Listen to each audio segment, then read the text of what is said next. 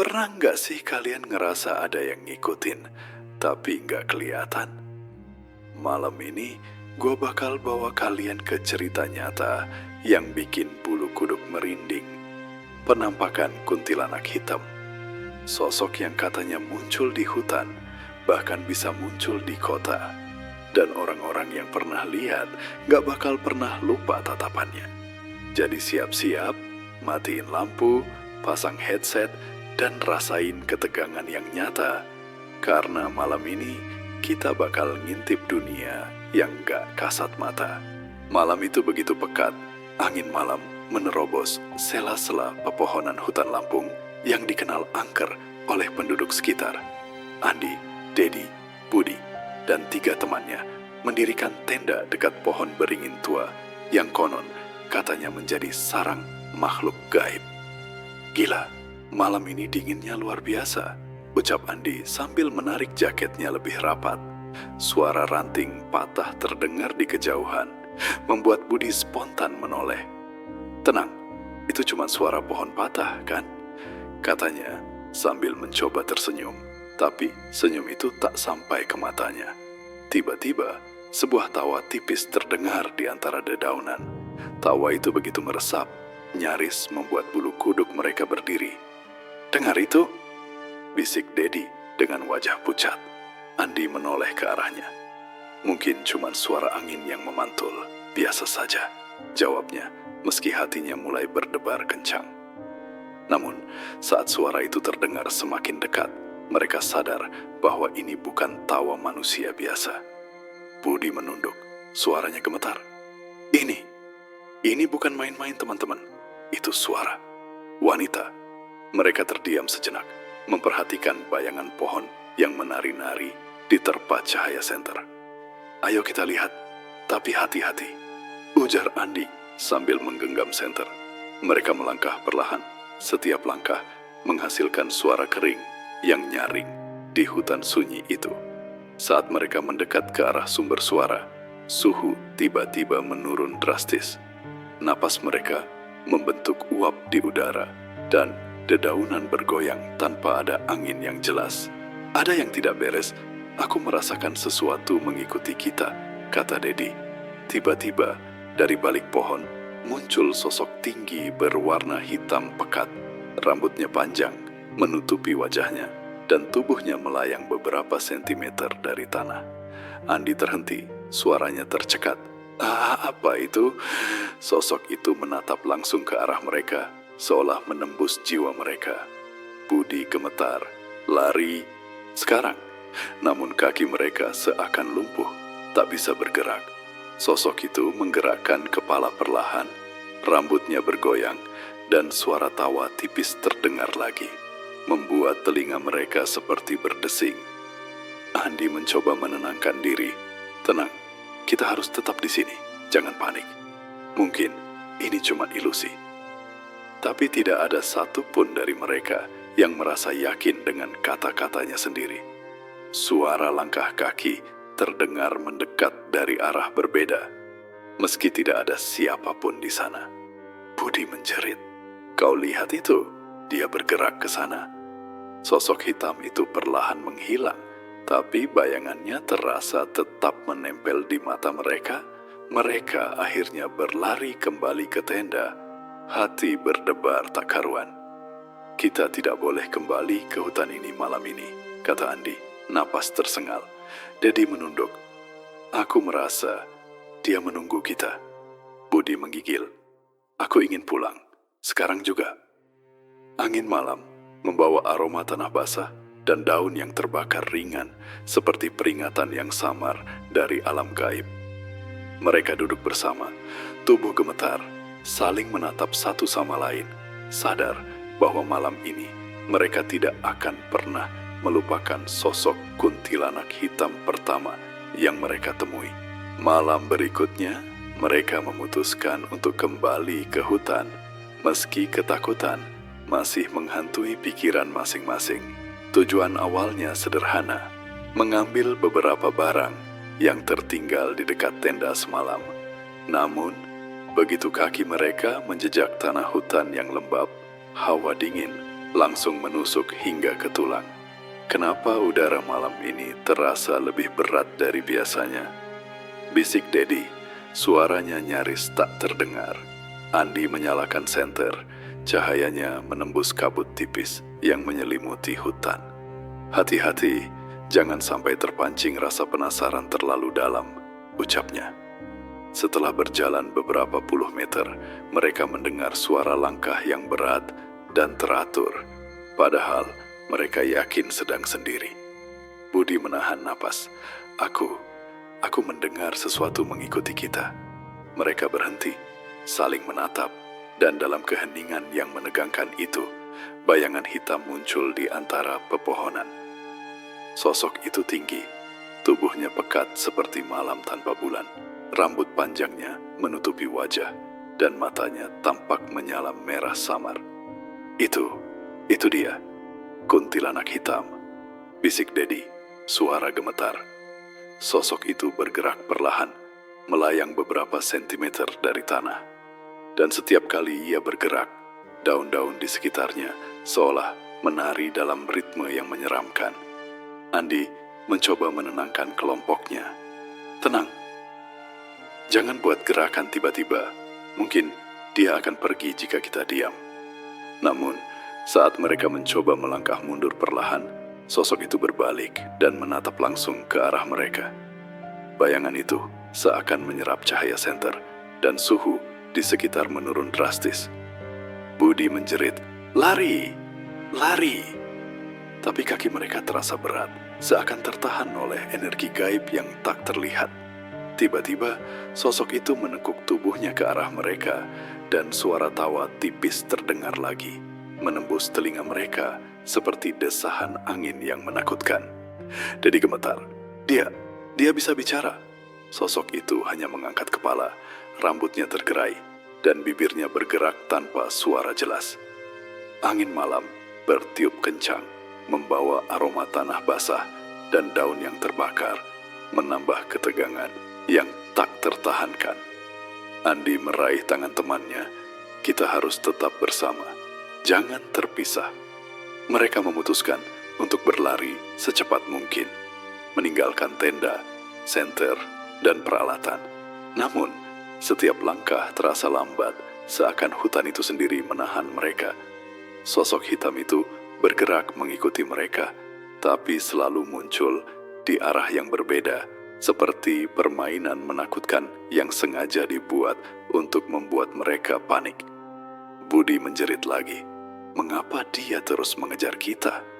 Apa kita sudah mengganggu sesuatu? Setelah berlari tanpa henti selama beberapa menit, mereka akhirnya sampai di tepi hutan.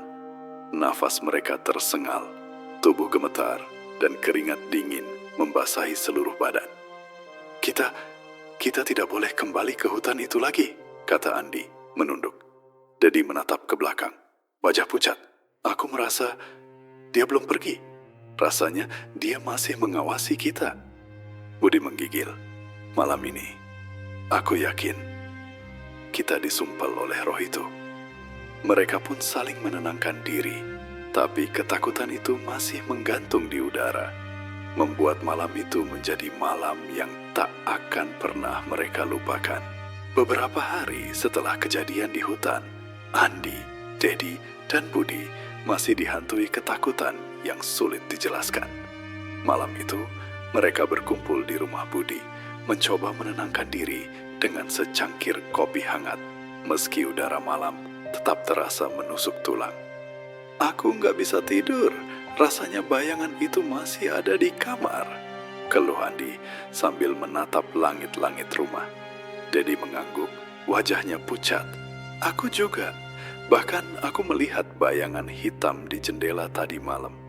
Aku yakin itu bukan khayalan Budi menelan ludah. Kita harus cerita ke orang yang lebih tua, mungkin mereka tahu cara menghadapi ini. Mereka pun memutuskan untuk menemui seorang nenek tua yang terkenal di desa sebagai penjaga pengetahuan tentang makhluk gaib. Ketika mereka sampai di rumah nenek itu, aroma dupa menyengat memenuhi udara. Nenek tua itu menatap mereka satu persatu dengan mata yang tajam. seakan membaca isi hati mereka. "Kalian telah bertemu dengannya, bukan?" tanyanya serak namun tegas. Andi menelan ludah. "Iya, Nek. Di hutan, sosok itu, sosok hitam, kuntilanak hitam, ia mengikuti kami." Nenek tua itu mengangguk perlahan, wajahnya serius. Kuntilanak hitam bukan sembarang roh.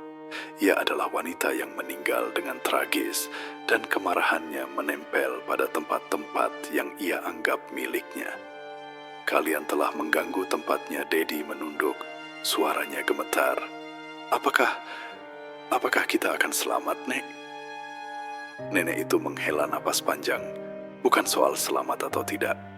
Ini soal bagaimana kalian menghadapi ketidaktahuan kalian. Banyak orang datang ke sini setelah bertemu sosok itu, tapi hanya sedikit yang bisa kembali tanpa gangguan." Andi berbisik, "Apa maksud, Nek? Gangguan?" Nenek itu menatap mereka tajam. "Gangguan itu bisa berupa mimpi buruk. Munculnya sosok itu di rumah kalian. Bahkan penyakit yang tak jelas penyebabnya. Roh itu tidak selalu kasar, tapi ia menuntut penghormatan." Budi mulai panik. "Lalu apa yang harus kami lakukan?" Nenek itu membuka lembaran buku tua yang penuh simbol dan tulisan aneh. "Kalian harus meminta maaf, bukan dengan kata-kata saja, tapi dengan tindakan. Bawa kembang 7 rupa, air suci, dan makanan sederhana untuk ritual penghormatan. Letakkan di tempat ia muncul di hutan. Tunjukkan bahwa kalian menghormati batas-batasnya." Dedi menggigil. "Tapi, Nek, bagaimana jika ia muncul lagi saat kita melakukan itu?" Nenek itu tersenyum tipis, namun menakutkan. "Itulah ujian. Kalian harus berani, atau ia akan terus mengikuti kalian. Jangan pernah menganggapnya main-main." Andi, meski ketakutan, mengangguk pelan. "Baik, Nek. Kami akan melakukan seperti yang dikatakan." Ketika mereka pulang, suasana hening menyelimuti jalan desa. Suara jangkrik dan angin malam terdengar begitu nyata. Tapi di antara itu, mereka merasakan ada sesuatu yang mengawasi. "Aku merasa dia melihat kita dari balik pepohonan," bisik Budi sambil menoleh ke arah hutan gelap. Dedi menelan ludah. "Aku juga rasanya mata itu masih menempel di kita." Andi menggenggam tangan mereka. "Kita harus kuat. Kalau kita takut, ia akan merasakan itu. Kita harus menunjukkan bahwa kita menghormati kehadirannya." Malam itu, ketiga pemuda itu tidur dengan mata terpejam. Tapi mimpi buruk sudah menanti. Bayangan hitam itu muncul dalam mimpi mereka. Menatap, tertawa tipis, dan seakan berkata, "Aku tahu kalian takut, dan aku akan menunggu." Mereka terbangun dengan keringat dingin, napas tersengal, sadar bahwa perjalanan mereka baru saja dimulai, dan kuntilanak hitam itu belum sepenuhnya pergi. Beberapa malam setelah pertemuan mereka dengan nenek tua, Andi memutuskan untuk kembali ke hutan seorang diri untuk mengambil peralatan yang tertinggal semalam. Meskipun teman-temannya memperingatkannya, rasa penasaran dan tanggung jawab membuatnya nekat. Hutan malam itu terasa berbeda. Aroma tanah basah dan dedaunan yang membusuk begitu pekat, seolah menyambut kehadirannya. "Tenang, aku hanya mengambil barang sebentar," bisiknya pada diri sendiri sambil menyalakan senter. Namun langkahnya baru beberapa meter, tubuhnya terasa berat, seakan ada tangan tak terlihat menahan setiap langkahnya. Tiba-tiba, suara langkah muncul di belakangnya. Bunyi itu berirama dan berat, berbeda dari langkah manusia biasa. Andi menoleh, jantungnya berdegup kencang. Namun, yang dilihatnya hanya kegelapan pekat. "Siapa di sana? Tunjukkan dirimu," teriaknya.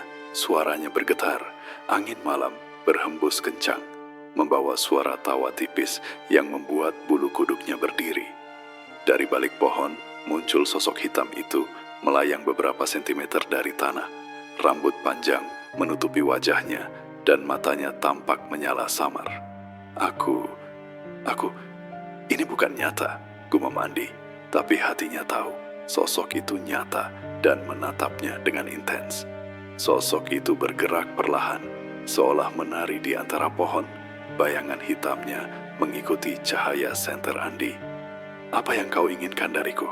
tanya Andi, berusaha terdengar tegas meski gemetar. Tidak ada jawaban, hanya suara tawa tipis yang semakin dekat. Andi mundur perlahan, tapi kaki terasa seperti tertahan. Aku minta maaf. Aku tidak sengaja mengganggu," katanya. Sosok itu berhenti sejenak, rambutnya bergoyang, dan udara di sekitarnya menebal, membuat napas Andi terasa sesak. Andi mencoba melangkah lagi, tapi bayangan itu mengikuti dengan gerakan yang sinkron, membuatnya tersudut di antara dua pohon besar.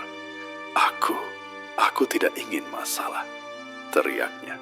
Sosok itu tiba-tiba mencondongkan tubuh ke arah Andi, dan suara tawa itu berubah menjadi bisikan, menembus telinga. "Kalian telah menggangguku, dan aku menunggu pengakuan kalian." Andi menunduk, air mata bercampur keringat dingin. "Aku mengaku, aku mengganggu, tapi aku tidak tahu caranya." Tiba-tiba, sosok itu menghilang begitu saja, meninggalkan aroma tanah basah dan daun yang terbakar. Andi terdiam, tubuhnya gemetar, napas tersengal, merasa lega sekaligus ketakutan karena tahu bahwa itu baru permulaan. Ia menoleh ke hutan, seakan memastikan tidak ada yang mengintai. Tapi bayangan hitam itu tetap terasa menempel di matanya. "Aku harus pergi, sekarang juga," katanya sambil berlari keluar hutan, membawa semua peralatan. Setelah kembali ke desa, Andi duduk di depan rumah. Keringat dingin masih menempel di tubuhnya. Dedi dan Budi menatapnya cemas. "Apa yang terjadi?" "Kau terlihat hancur," kata Dedi. Andi menggigil. Sosok itu muncul lagi dan menatapku. Rasanya aku bisa merasakan kemarahannya. Budi menunduk. "Kita harus segera melakukan ritual yang nenek tua sarankan. Kalau tidak, aku takut dia tidak akan berhenti mengganggu kita." Malam itu, ketiganya duduk bersama. Ketakutan menguasai, menyadari bahwa kuntilanak hitam belum akan pergi begitu saja, dan teror itu baru mulai membayang di hidup mereka. Beberapa hari setelah kejadian di hutan, Dedi mulai merasakan gangguan yang berbeda. Setiap malam, ia bermimpi buruk. Mimpi yang terasa begitu nyata hingga membuat tubuhnya gemetar saat terbangun. Dalam mimpinya, ia melihat sosok wanita tinggi berambut panjang, mengenakan pakaian serba hitam yang basah oleh kabut malam. Mata sosok itu menatap langsung ke arahnya, seakan menembus pikirannya. "Kalian telah mengganggu tempatku." Suara wanita itu terdengar samar, namun jelas, membekas di telinga Dedi. Dedi terbangun dengan keringat dingin, tubuhnya lemas, dan napasnya tersengal. Keesokan paginya, ia menceritakan mimpinya kepada Andi dan Budi. Aku bermimpi tentang sosok itu. Dia menatapku, dan aku merasa dia marah," kata Dedi sambil menunduk. Andi menatapnya, wajahnya pucat. Itu kuntilanak hitam. Dia sedang memperingatkan kita, Dedi. Kita harus berhati-hati," Budi menambahkan, suaranya gemetar. "Aku juga merasakan sesuatu aneh, seperti ada yang mengintai rumah kita. Rasanya dia bisa muncul kapan saja." Mereka saling menatap, ketakutan yang sama membungkus mereka, menyadari bahwa roh itu tidak hanya ada di hutan, tapi bisa mengikuti mereka kemanapun mereka pergi. Malam itu, ketiganya memutuskan untuk berkumpul di rumah Andi. Mereka menyalakan lilin dan duduk mengelilinginya, berharap bisa menenangkan diri. "Aku merasa setiap kali kita berpikir tentang dia bisa merasakannya," kata Andi sambil menggenggam tangannya. Dedi mengangguk, wajahnya pucat. Dia tahu kita takut, dan aku rasa itu membuatnya lebih kuat. Suasana malam semakin mencekam, Suara angin di luar terdengar seperti bisikan tipis, membuat bulu kuduk mereka berdiri. Tiba-tiba, lilin berkedip-kedip dan bayangan hitam muncul di pojok ruangan. Budi menjerit, Dia ada di sini. Lihat bayangannya. Sosok itu hanya diam, menatap tajam dan seolah menuntut sesuatu. Dedi mencoba menenangkan diri. Tenang, jangan bergerak. Jangan tunjukkan rasa takut kita. Sosok itu mencondongkan tubuh ke arah mereka. Rambutnya bergerak mengikuti angin lilin. Dan suara tawa tipis terdengar lagi, menusuk hingga ke tulang. Andi menelan ludah, suaranya gemetar. Aku minta maaf. Kami tidak tahu. Sosok itu tetap diam sejenak, menatap tajam, lalu perlahan menghilang. Aroma tanah basah dan daun terbakar tersisa di udara, meninggalkan rasa takut yang mendalam. Dedi menunduk. Dia memperingatkan kita, bukan menyerang kita. Kita harus menghormatinya. Budi mengangguk. Itu artinya kita harus melakukan ritual yang nenek tua sarankan, kembang 7 rupa, air suci, dan menunjukkan bahwa kita menghormati batasnya. Malam itu, ketiganya tidur dengan mata terpejam, tetapi bayangan kuntilanak hitam itu tetap menghantui pikiran mereka. Mereka sadar bahwa teror ini bukan sekadar mimpi buruk, tapi pesan dari alam gaib yang menuntut pengakuan dan penghormatan. Andi berbisik sebelum tidur, kita harus berani. Kalau kita takut, dia akan terus menghantui kita. Dedi menutup mata, gemetar, tapi setuju. Ya, kita harus menunjukkan rasa hormat, atau dia tidak akan berhenti. Malam itu, hening menyelimuti rumah, tapi ketakutan dan kewaspadaan tetap terasa di udara, seakan mengingatkan mereka bahwa kuntilanak hitam menunggu setiap kesalahan yang mereka buat. Beberapa minggu setelah kejadian di hutan, Andi, Dedi, dan Budi mulai mencoba kembali ke kehidupan normal. Meski ketakutan dari sosok kuntilanak hitam masih membayangi. Malam itu, mereka duduk di sebuah warung kopi di pinggir kota, berharap suasana ramai bisa membuat mereka merasa aman. Lampu-lampu jalan berkelap-kelip, aroma kopi dan roti hangat mengisi udara. Namun, bagi mereka, atmosfer tetap terasa aneh. Aku masih merasa dia mengawasi kita, bisik Budi sambil menatap kerumunan orang di sekitar. Andi mengangguk, wajahnya cemas. Aku juga, bahkan di sini rasanya bayangannya menempel. Tiba-tiba, lampu warung padam seketika, meninggalkan kegelapan yang pekat. Orang-orang di warung mulai bersuara panik, tapi Andi, Dedi, dan Budi terdiam, merasa ada sesuatu yang berbeda. Suara langkah tipis terdengar mendekat di atas lantai kayu yang berderit. Siapa di sana? Tanya Andi dengan suara gemetar, mencoba terdengar tegas. Tidak ada jawaban, hanya desahan halus yang terdengar seperti angin, tapi jelas sekali berasal dari sosok hidup. Dedi menunduk, menggenggam tangan Budi. Aku merasa itu dia, kuntilanak hitam. Bayangan hitam perlahan muncul dari sudut warung. Matanya menyala samar, rambut panjang menutupi wajah, dan tubuhnya melayang beberapa sentimeter dari lantai. Aroma tanah basah dan daun terbakar menyebar di udara, meski mereka berada jauh dari hutan. Ini tidak mungkin. Dia bisa muncul di sini, bisik Budi sambil menunduk. Keringat dingin membasahi seluruh tubuhnya. Sosok itu melayang mendekat, dan suara tawa tipis terdengar lagi, menusuk telinga mereka. Kalian tidak akan pernah tenang, bisik suara itu. Jelas namun anehnya tidak terdengar oleh orang lain di warung. Andi menahan napas. Kami minta maaf. Kami tidak sengaja mengganggu, katanya. Suaranya gemetar, hampir tak terdengar di antara kebisingan warung yang panik. Sosok itu berhenti, menatap mereka tajam. Rambutnya bergerak mengikuti angin, lalu perlahan bergerak ke arah pintu keluar, meninggalkan bayangan yang terasa tetap menempel di kepala mereka. Budi menjerit, "Kita harus keluar dari sini, sekarang juga." Mereka berlari melalui pintu belakang warung, meninggalkan kopi, roti, dan piring yang belum tersentuh. Hawa malam terasa lebih dingin, dan suara langkah yang sama masih terdengar di jalanan sepi. "Aku rasa dia bisa muncul di mana saja, bahkan di tengah kota," kata Dedi sambil terengah-engah, menoleh ke belakang. Andi menggenggam bahu mereka, mencoba menenangkan. "Kita harus tetap bersama. Jangan terpisah, kalau tidak, dia akan memanfaatkan ketakutan kita." Mereka akhirnya sampai di rumah Budi. Pintu terkunci rapat, tapi ketegangan masih terasa. Ini gila. Dia mengikut kita ke kota," gumam Budi. Andi menunduk.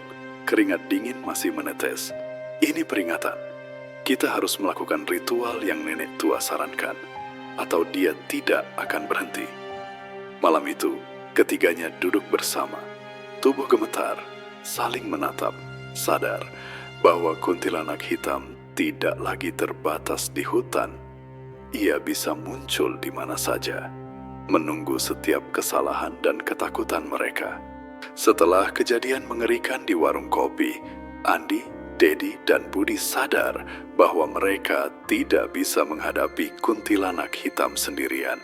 Suasana malam terasa mencekam di rumah masing-masing. Bayangan hitam selalu muncul di sudut mata, dan suara tawa tipis terdengar meski tidak ada siapapun di sana. "Kita tidak bisa menunggu sampai dia datang lagi. Kita harus mencari pertolongan," kata Andi dengan suara tegas, meski wajahnya pucat. Dedi mengangguk, gemetar, "Tapi siapa yang bisa membantu kita? Nenek tua di desa cuma bisa kasih nasihat, tapi kita butuh sesuatu yang lebih kuat." Budi mengingat nama seorang dukun terkenal yang pernah dipercaya oleh penduduk kota untuk menghadapi gangguan gaib.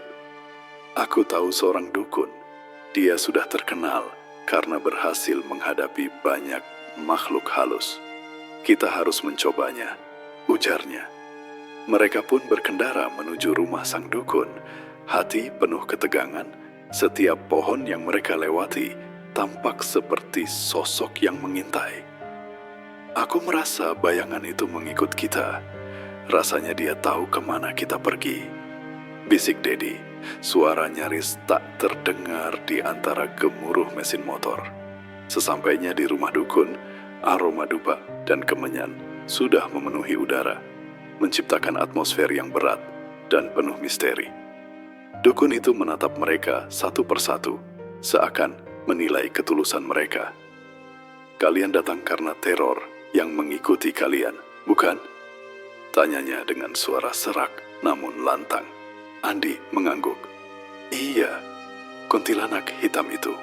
Dia terus mengganggu kami. Muncul di hutan, di kota, bahkan di rumah kami. Kami takut dukun itu menghela napas panjang. Aku bisa membantu kalian, tapi ritualnya tidak mudah. Kalian harus membawa barang-barang tertentu, dan keberanian kalian akan diuji." Mereka pun mendengarkan dengan seksama. "Kalian harus membawa kembang, 7 rupa, 7 jenis bunga yang berbeda, simbol kesucian dan pengakuan, air suci dari mata air yang murni, dan makanan sederhana sebagai persembahan. Semuanya harus kalian bawa dengan niat tulus, tanpa rasa takut," kata dukun itu. Andi menelan ludah. Bagaimana jika dia muncul saat kita melakukan ritual? Dukun itu menatap mereka serius. Itulah ujian. Ketakutan kalian akan menjadi energi bagi roh itu. Jika kalian takut, ia akan semakin kuat. Kalian harus berani, meski jantung kalian hampir berhenti. Mereka pun pergi ke pasar untuk mencari kembang 7 rupa. Setiap langkah, mereka terasa berat, seakan hutan dan bayangan hitam itu masih membayangi mereka, meski berada di jalan kota. "Aku merasa setiap bunga yang kita ambil, dia melihat kita," bisik Dedi sambil menggenggam tas bunga. Budi mengangguk. "Ya, aku juga merasakannya. Rasanya seperti dia menunggu kita melakukan ritual. Dan jika kita gagal, terornya akan lebih parah. Setelah semua barang terkumpul, mereka kembali ke rumah dukun. Tubuh gemetar, namun tekad mereka mulai terbentuk. Ritual ini adalah satu-satunya jalan untuk menghadapi kuntilanak hitam dan membebaskan diri dari bayangannya. Malam itu, mereka menatap satu sama lain, sadar bahwa perjalanan mereka baru benar-benar dimulai. Andi menatap teman-temannya. Kita harus kuat. Ini bukan sekadar ritual. Ini ujian keberanian dan rasa hormat kita. Dedi menggenggam tangan mereka. Aku siap. Meski takut, kita harus melakukannya. Budi menunduk. Keringat dingin masih membasahi wajahnya. Semoga kita bisa selamat dan semoga ritual ini berhasil. Mereka pun menunggu malam ritual dengan campuran ketegangan, takut, dan tekad yang semakin kuat. Sadar bahwa sosok kuntilanak hitam menunggu setiap gerakan mereka. Malam yang telah ditentukan untuk ritual akhirnya tiba. Andi, Dedi, dan Budi berkumpul di rumah dukun, membawa kembang 7 rupa, air suci, dan makanan sederhana seperti yang disarankan.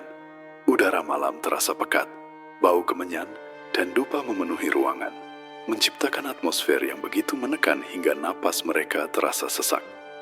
Kita harus melakukan ini dengan tulus. Jangan takut sedikit pun, kata dukun itu sambil menatap mereka tajam. Andi mengangguk, tangan gemetar menggenggam bunga. Aku siap. Meski takut, aku tidak akan mundur.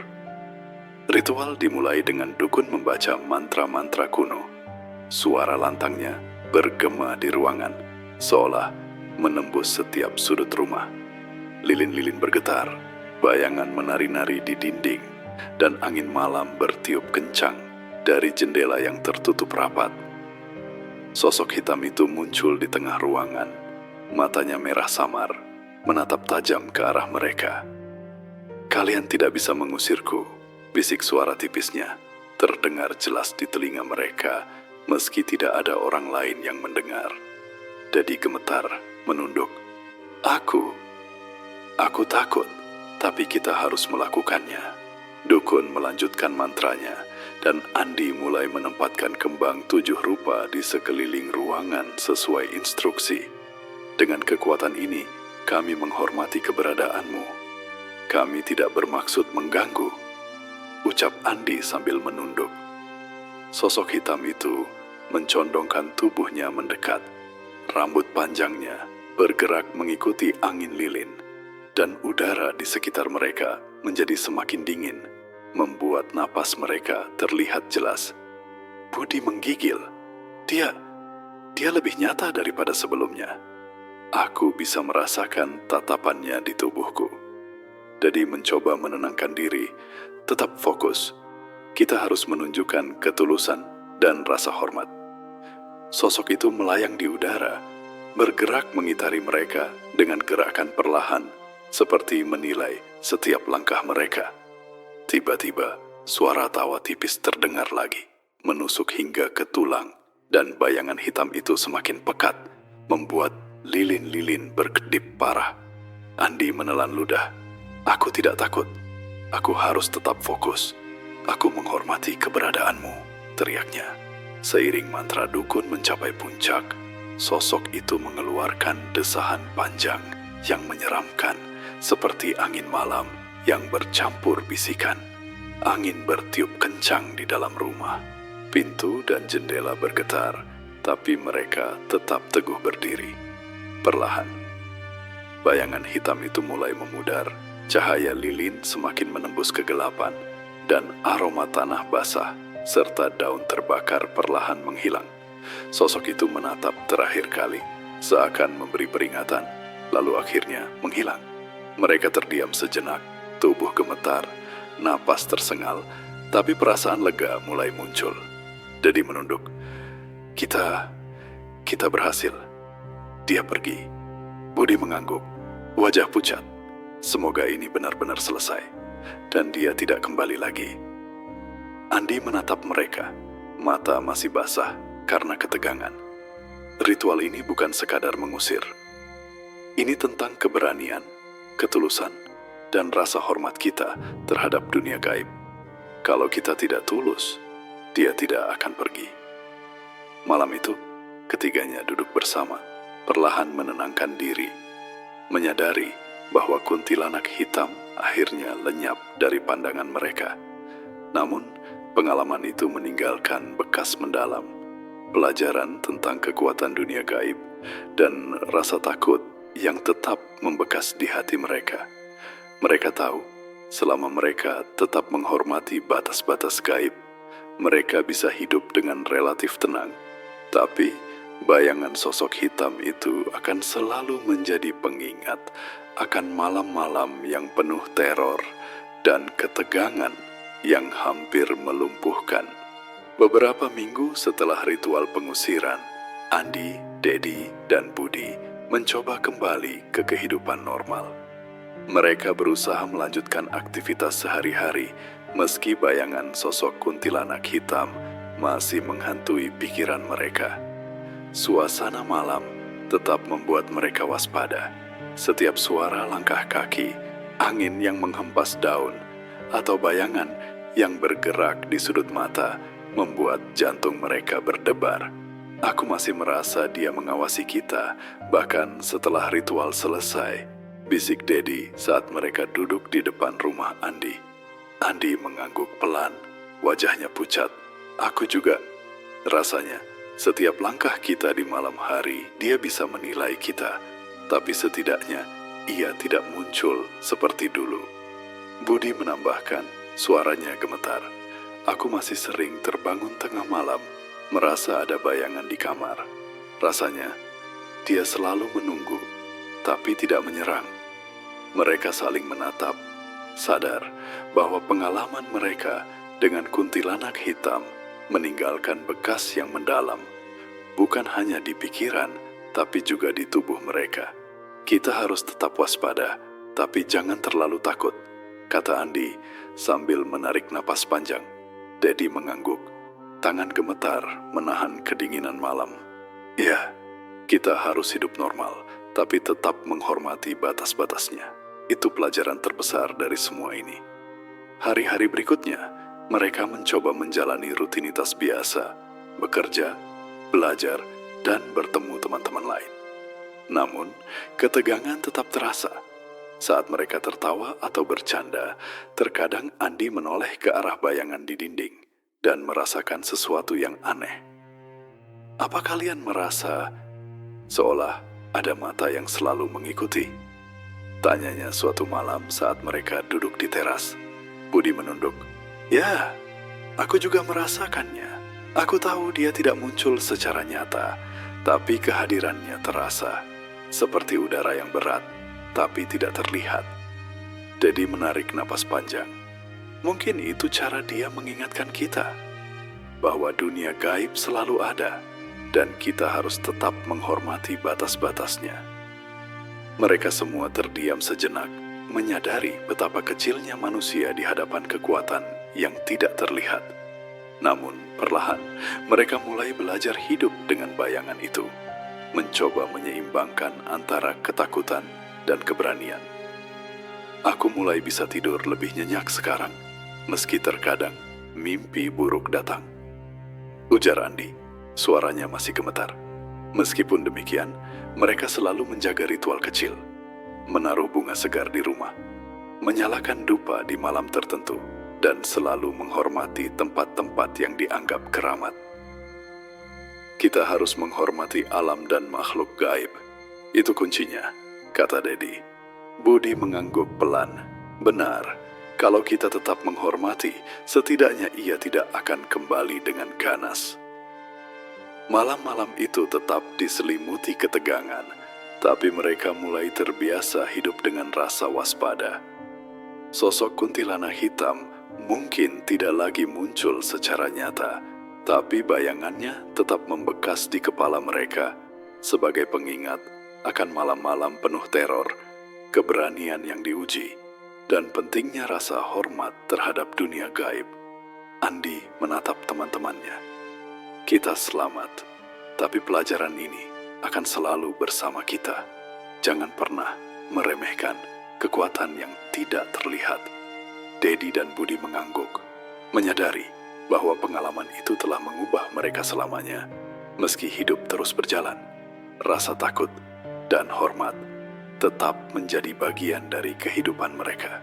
Setelah semua yang mereka alami, Andi, Dedi, dan Budi menyadari bahwa kisah kuntilanak hitam bukan sekadar legenda atau mitos, melainkan peringatan nyata bagi siapapun yang tidak menghormati dunia gaib. Malam itu, mereka duduk di teras rumah Andi. Udara malam terasa dingin menusuk, tetapi tidak seperti malam-malam sebelumnya. Ada rasa lega, meski bayangan pengalaman itu masih membekas. Aku masih bisa merasakan tatapannya di pikiran, tapi setidaknya kita bisa bernapas lega, kata Andi, menatap teman-temannya dengan mata yang masih menyimpan ketegangan. Dedi menatap ke langit malam, menelan napas panjang. Ini pengalaman yang mengubah kita selamanya. Kita belajar bahwa kekuatan yang tak terlihat bisa menghukum, tapi juga memberi pelajaran. Kita harus selalu menghormati batas-batas itu, Budi menambahkan. Suaranya serak. Aku ingin orang lain tahu. Jangan meremehkan hal-hal gaib. Apa yang kita alami nyata, dan itu bisa terjadi pada siapapun. Mereka saling menatap, mengingat kembali malam-malam penuh teror. Tawa tipis yang menusuk telinga, dan sosok hitam yang selalu menatap tajam dari kegelapan. Andi kemudian menoleh ke arah kamera imajiner, seolah berbicara langsung kepada penonton. Kalian yang menonton, ingatlah, dunia ini tidak hanya milik kita. Alam gaib selalu ada, bahkan di tempat yang kita anggap aman. Jangan anggap remeh peringatan yang mungkin terlihat sepele, karena itu bisa berakibat fatal. Dedi menambahkan, setiap makhluk gaib, baik itu roh atau penunggu, memiliki hak dan wilayahnya sendiri. Mengganggu mereka tanpa rasa hormat bisa berakibat buruk. Ritual, penghormatan, dan ketulusan itu penting. Budi menatap lilin yang menyala di meja, bayangan menari di dinding. Kita selamat bukan karena kita kuat, tapi karena kita belajar menghormati. Itulah pelajaran terpenting yang ingin kami sampaikan. Jangan pernah menantang sesuatu yang tidak kalian pahami sepenuhnya. Mereka bertiga duduk diam sejenak, membiarkan malam menyelimuti mereka, sadar bahwa pengalaman ini telah meninggalkan bekas tak terlihat. Bukan hanya di tubuh, tapi di hati dan pikiran mereka. Andi kemudian menutup dengan pesan tegas, kisah kami ini nyata. Penampakan kuntilanak hitam bukan cerita fiksi. Jika kalian mendengar suara tipis, melihat bayangan hitam, atau merasa diikuti sesuatu yang tidak kasat mata, jangan anggap itu main-main. Hormati, dan jangan menyakiti atau meremehkan. Dedi menimpali. Dan jika kalian ingin tetap aman, jangan mencoba mendekati tempat yang dianggap keramat atau roh gentayangan.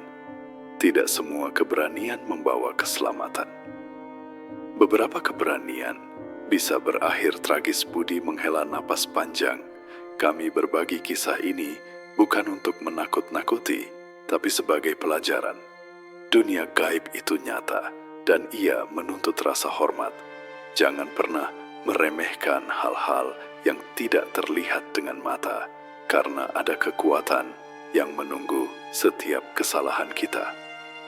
Malam itu, mereka menatap bintang-bintang yang perlahan muncul di langit, merasa lega meski bayangan sosok hitam itu tetap membekas dalam pikiran mereka. Cerita mereka menjadi pengingat bahwa keberanian, ketulusan, dan rasa hormat adalah kunci untuk menghadapi dunia gaib.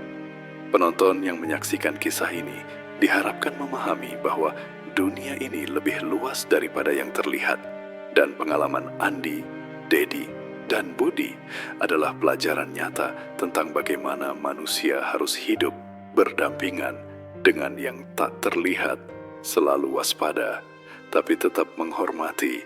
Ngeri banget kan guys? Kisah nyata kuntilanak hitam ini bikin kita sadar dunia gaib tuh nyata banget. Tapi ingat, bukan buat ditakutin doang, tapi buat kita belajar hormatin batasannya. Kalau kalian punya pengalaman seram juga, tulis di kolom komentar. Gue pengen baca. Jangan lupa like, share, dan subscribe, biar kalian gak ketinggalan cerita-cerita horor nyata berikutnya. Dan ingat, kadang yang gak kelihatan justru paling ngeri.